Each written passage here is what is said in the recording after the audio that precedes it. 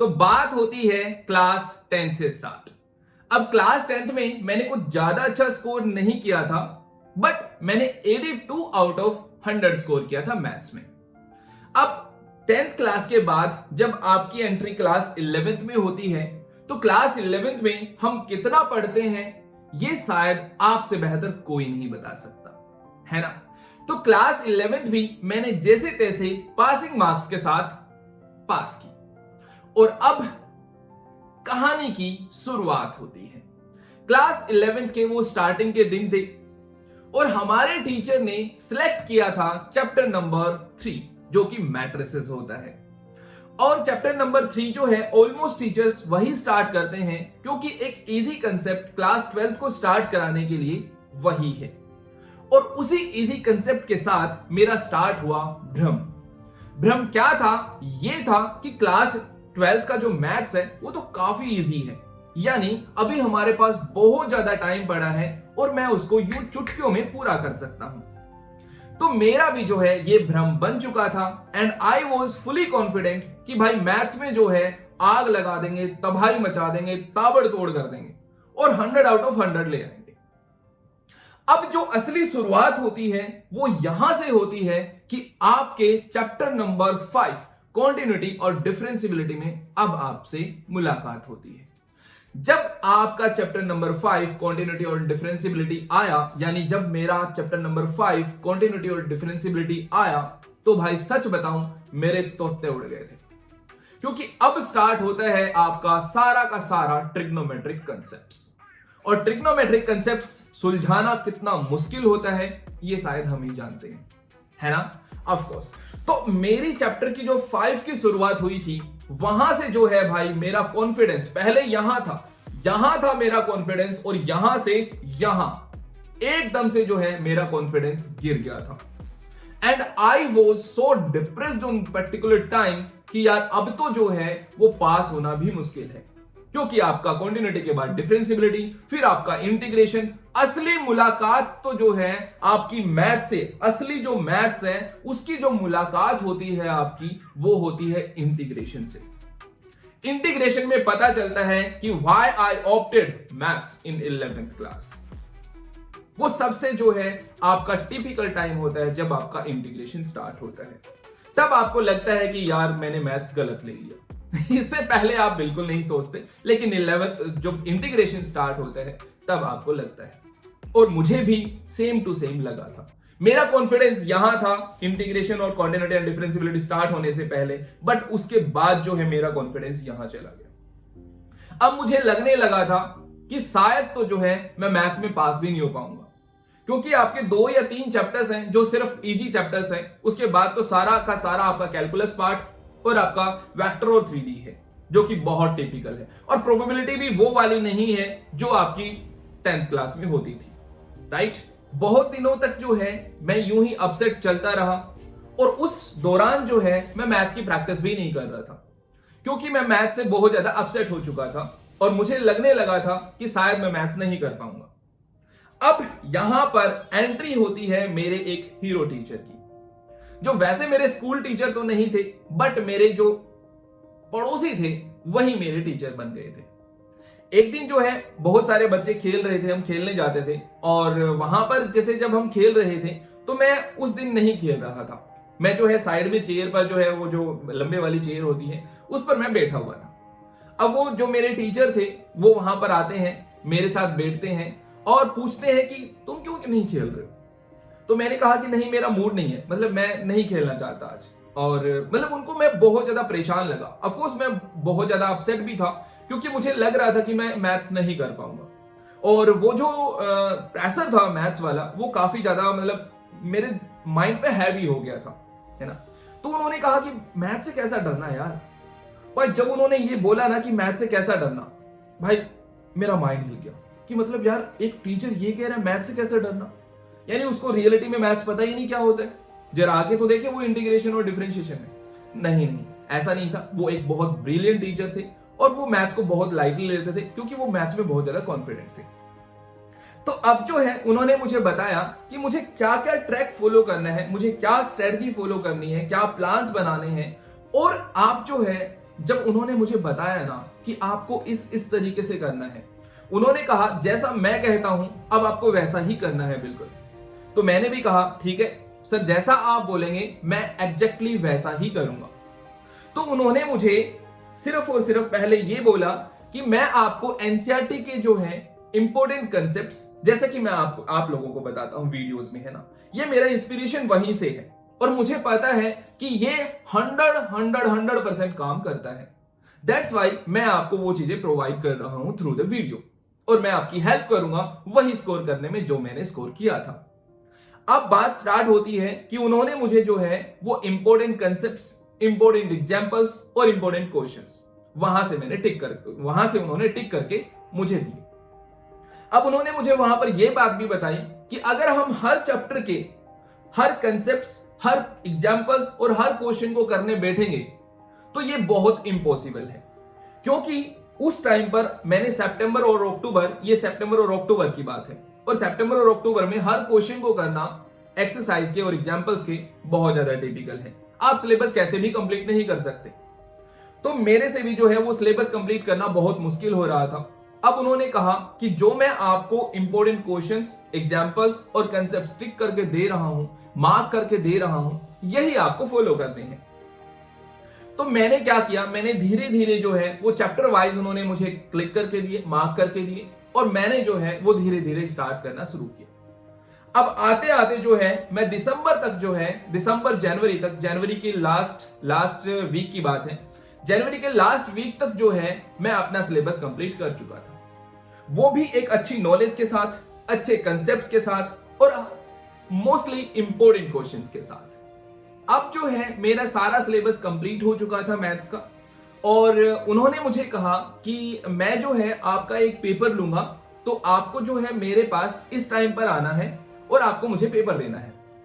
तो मैंने भी कहा कि चलो ठीक है सर, कोई प्रॉब्लम नहीं है, बिकॉज आई वॉज कॉन्फिडेंट। मेरे सारे कंसेप्ट, सारे क्वेश्चन, सारे एग्जाम्पल्स बहुत अच्छे से क्लियर थे और मुझे बहुत सारे क्वेश्चन बहुत अच्छे तरीके से आते थे। अब मैंने क्या किया, मैंने अपना कार्डबोर्ड उठाया और मैं वहां उनके घर चला गया। उन्होंने एक सैंपल पेपर बना के रखा हुआ था, ठीक है, मुझे नहीं पता उन्होंने बनाया था या फिर वो मार्केट से लेकर आए थे, बट उनके पास एक सैंपल पेपर था जो कि 12th क्लास का ही था।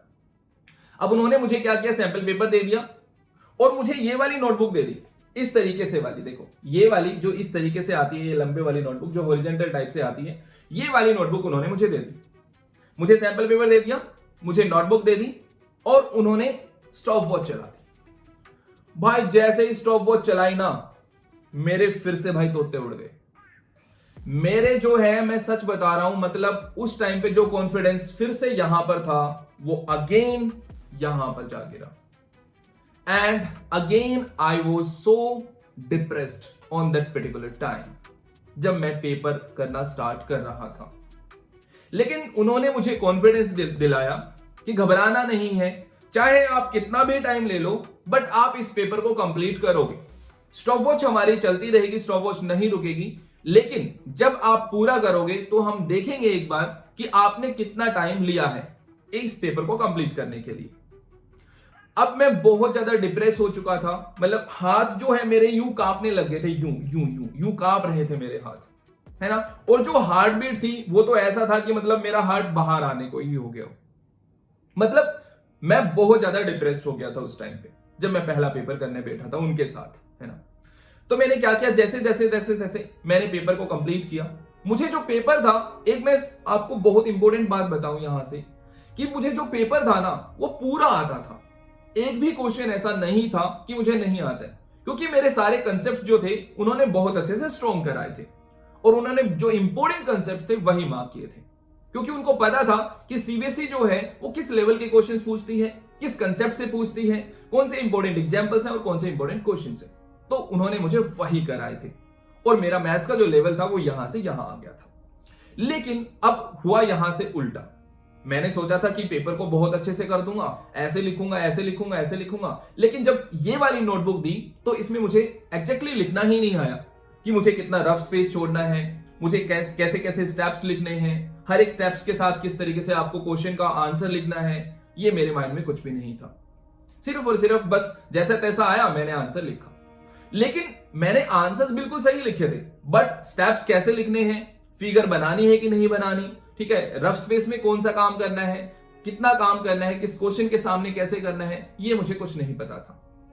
अब पेपर तो मैंने कंप्लीट कर दिया, बट जैसे ही मेरा पेपर कंप्लीट हुआ उन्होंने स्टॉप वॉच को स्टॉप किया एंड आई नोटिस्ड कि वहां पर मैंने पूरे 6 घंटे लिए थे। अब पहला पेपर 6 घंटे में मैं पूरा कर रहा हूं। Again again again I was so depressed, क्योंकि मुझे फिर से लगा था, एक बार मुझे फिर से लगा था कि मैं पेपर नहीं कर पाऊंगा, मतलब मैं फिर से फेल हो जाऊंगा। क्योंकि मुझे फील हो रहा था, क्योंकि मैं जब 3 घंटे का पेपर 6 घंटे में पूरा कर पा रहा हूं, तो मुझे नहीं लग रहा था कि मेरे पासिंग मार्क्स भी आ पाएंगे।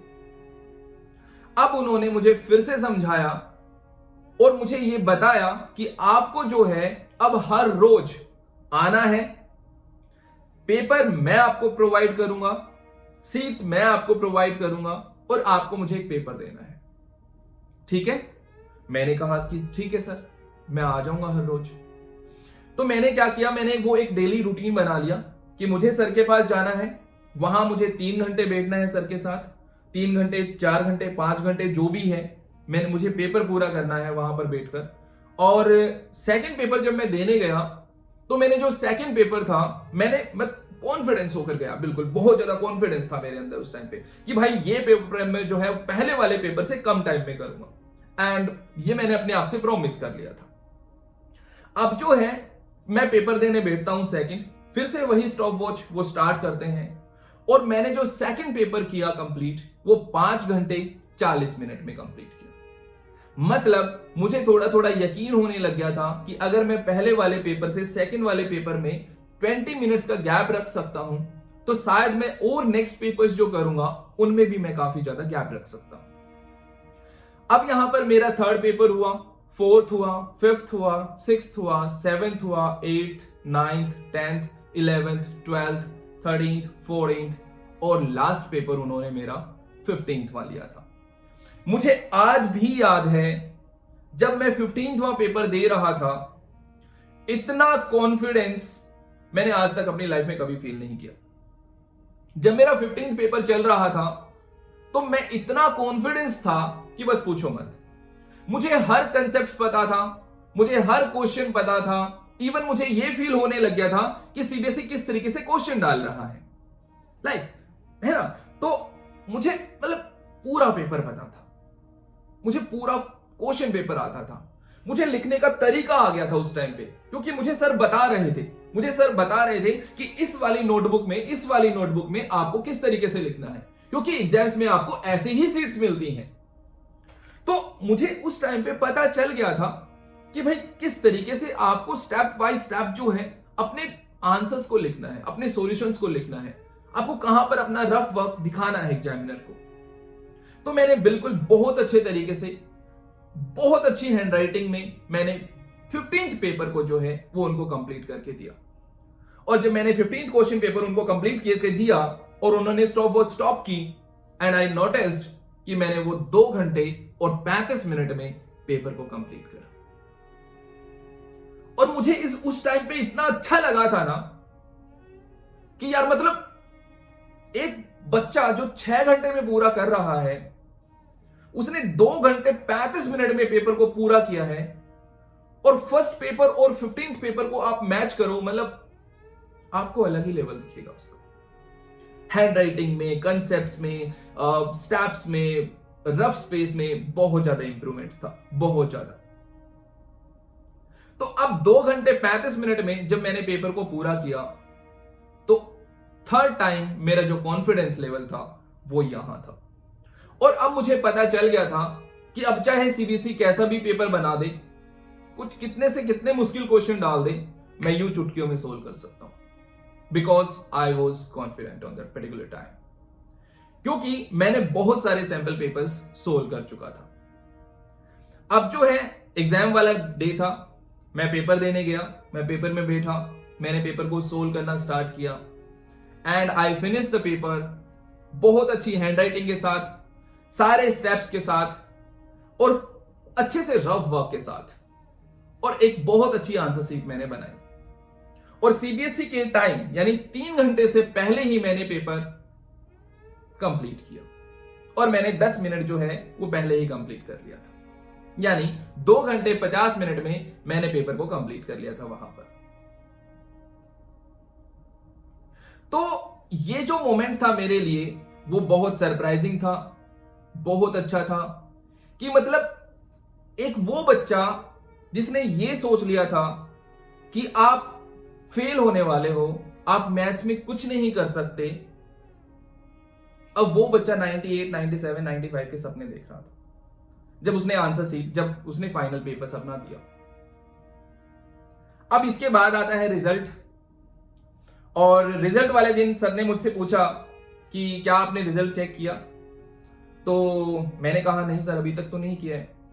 तो उनके पास फोन होता था उस टाइम पे, और उन्होंने कहा चलो ठीक है, आप रोल नंबर लेकर आओ, हम चेक करते हैं। तो मैं भागा भागा गया घर से, बस सिर्फ 50 मीटर का डिफरेंस था हमारे उनके घर में, और तो मैं भागा भागा गया और मैंने वहां से रोल नंबर लिया और मैं रोल नंबर लेकर आ गया।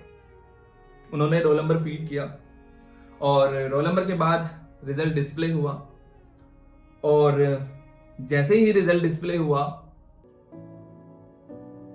मैं सरप्राइज था। मतलब एक वो बच्चा जिसका मैथ्स में कॉन्फिडेंस जो है वो 0 हो चुका था, मतलब आप समझ नहीं पा रहे, जब मैंने अपना रिजल्ट देखा, सिर्फ मैथ्स पे ही फोकस था मेरा, केमिस्ट्री और फिजिक्स पे ज्यादा, मतलब मैंने रिजल्ट में नहीं देखा था, लेकिन रिजल्ट में सिर्फ और सिर्फ मेरा मैथ्स पे ही गया था। और मैंने जब देखा तो मुझे 98 मार्क्स वहां पर दिखाई दिए थे, और ये मतलब इतना अच्छा मोमेंट था ना, इतना अच्छा मोमेंट था, मैं सर के सामने रोने लग गया, मैंने उनके पैर चूम लिए, है ना, और मतलब एक बहुत अच्छा मोमेंट था मेरे लिए। और मुझे जब मैंने पेपर दिया था तब मुझे लग रहा था कि हाँ मैं मतलब इतने ला सकता हूँ, ऑफकोर्स ला सकता हूँ, क्योंकि मेरे अंदर कॉन्फिडेंस था। लेकिन जब वो नहीं मिले थे, उससे पहले नहीं पॉसिबल था ये ऐसा कि मैं जो है वो इतने अच्छा स्कोर कर सकता हूँ मैथ्स में, है ना। तो that was a great moment for me, and you know कि आप कितना अच्छा फील करते हैं जब आपने इतनी मेहनत की है, आपने 3-3 घंटे के पेपर्स, 4-4 घंटे के पेपर्स, 5-5 घंटे के पेपर्स लिखे हैं, है ना। यू नो कि आपका हाथ जो है, जब आप पेपर लिखते हैं तो आपका हाथ जो है, फिंगर्स जो हैं, यूं पैन पैन के निशान हो जाते हैं, आपने देखे होंगे ना, पैन के निशान हो जाते हैं उंगलियों में। तो बहुत अच्छा मोमेंट था मेरे लिए, और मैंने भी वहां से डिसाइड कर लिया उस दिन से कि यार मैं भी जो है मैथ्स में ही कुछ ना कुछ करूंगा। और अब आप लोगों के साथ जो है मैं कनेक्ट हूं, और हम बहुत अच्छा करेंगे इस सेशन में, डेफिनेटली श्योर है। 2024-2025 वाले सेशन में, हमारे फाइनल्स में मैं आप लोगों की हेल्प करूंगा, और आप जो है मुझे फॉलो कर सकते हैं, और हम जो है 95, हमारा टारगेट रहेगा कि हम 95 जो है वो स्कोर करेंगे ही करेंगे मैथ्स में। केमिस्ट्री और फिजिक्स में भी मैं आपकी हेल्प करूंगा by providing formula seat, by providing important questions, ठीक है, वो भी हम फॉलो कर सकते हैं, बट स्पेशली जो है मैथ्स में मैं आपकी काफी ज्यादा हेल्प करूंगा। तो इस तरीके से जो है मैंने अपनी स्टोरी बताई, और मैंने वहां पर 98 स्कोर किया, और ये काफी अच्छा मोमेंट था मेरे लिए। काश आप लोगों का भी ऐसा ही होगा, आप भी अच्छे तरीके से पढ़ाई करें, और आप लाइफ में अपने माँ बाप का जो है नाम रोशन करें। आप बहुत अच्छे, मतलब अच्छे से पढ़ाई करोगे तो यू नो कि आप अपनी डिजायरेबल जॉब ले सकते हो, आप अपना डिजायरेबल बिजनेस स्टार्ट कर सकते हो। Whatever you want to do in your life you can do, but with the help of study only. तो चलिए फिर आज की कहानी यहीं तक, मिलते हैं नेक्स्ट वीडियो में, बाय।